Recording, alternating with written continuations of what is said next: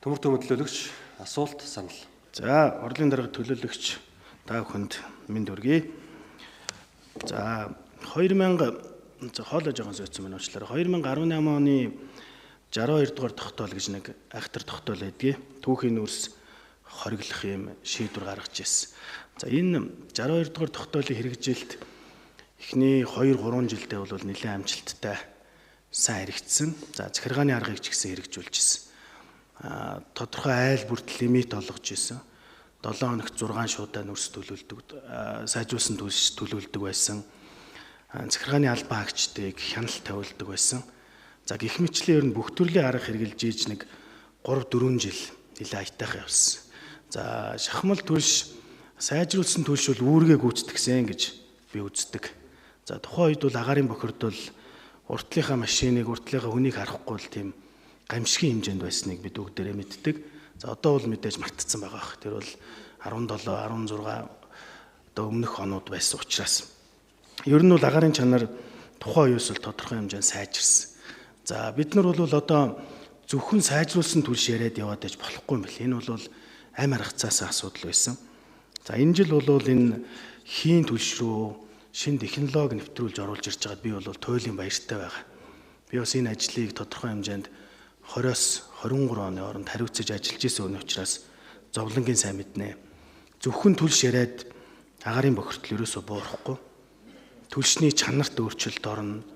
За, тэгэл нөгөө гадна дотны барьцалдуулагч, нөгөө мидлингийн асуудлууд гэдэг ингээд олон асуудлууд гараад түлш өөрөө сүүлдээ үүргээ гүйцэтгэж чадхаа болсон.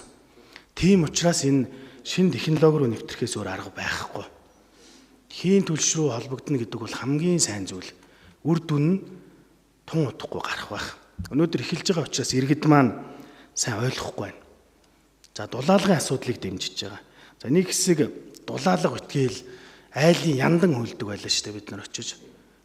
Төр үндсэндээ бүх юмыг хийдэг байсан. Тэгээ энийг би буруу гэж үздэг. Эргээ бодоход. Айлын хаалга дөгшөж, айлын яндан хүртэл хөлж өгдөг байсан. Түүлдээ нэг онгой шигэн фэйсбүүкээр явуулдаг шнэ 20 орноос юм өгөх юм бол очиж үзэндээ очиж авандаа гэдэг нэг гэрийнхаа гадаа нэг хүүхэн зогсож идэг зураг яваад байдаг ш. Тэрнтэй адилхан төр үндсэндээ бүх юмыг хийж өгөөд эхлэхээр иргэд маань өөрсдөө ямар нэгэн хариуцлагагүй болж эхэлж байгаа. Угаарын хийн хордлого гэдэг бол үндсэндээ иргэдтэй өөрсдөө шууд холбоотой асуудал ш. Гатан үннийг хэлгээд. Угаар мэдрэгч үндсэндээ байсан байгааг үл иргэд өөрсдийнхөө төлөө сонор сэрэмжтэй байх учиртай юм байна.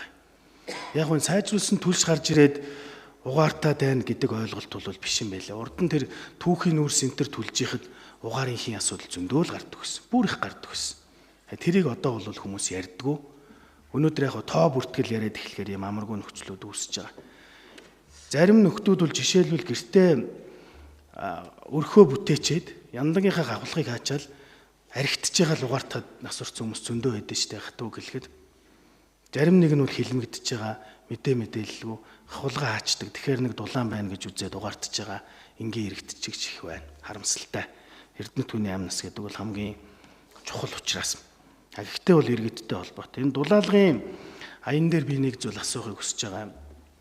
Яг ямар хүмүүсийг сонгож байна гэж. За, би бол төрөөс зайлшгүй хайр халамж хүртэх ёстой цөөн хэдэн төрлийн хүмүүс байх учиртай л гэж үздэг. За, нэгдүгüүрт нь бол хөгжлийн бэрхшээлтэй иргэд гэр оролт байгаа. Уулан дээр амьдардаг, доошоо бууж усаач авч чаддгүй тийм хүмүүс их байдгийн гэр оролт. Энэ хүмүүсийг нэгдүгээрт сонгох учиртай.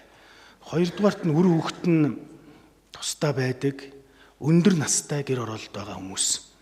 Энэ хүмүүс төрийн хайр халамжийг хүртэх учиртай.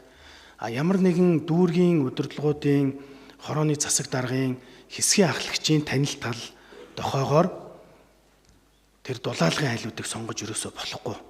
Ингэж үздэг. Тэгэхээр энэ ямар хүмүүсийг сонгож байгаа вэ гэдэг дээр нэлээд ач холбогдол өгч байна. За, энийг асуу гэж. За, 100-ны шинжилтүүдийг хийж байна. 1 минут нэмчээр өөр одоо арга байхгүй байна. 100-уудыг шинжлэхгүй бол энэ хагас кокс орж ирэхээр илчлэг өндөртэй учраас хуучин 100-нууд нь чанарын шаардлага хангахгүй байгаа юм.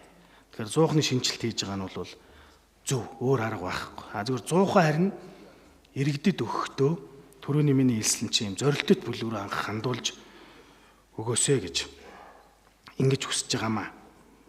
За, хамгийн сүүлд нь хэлэхэд ер нь яг энэ агарын бохирдол бол ингээл жил яригддээ.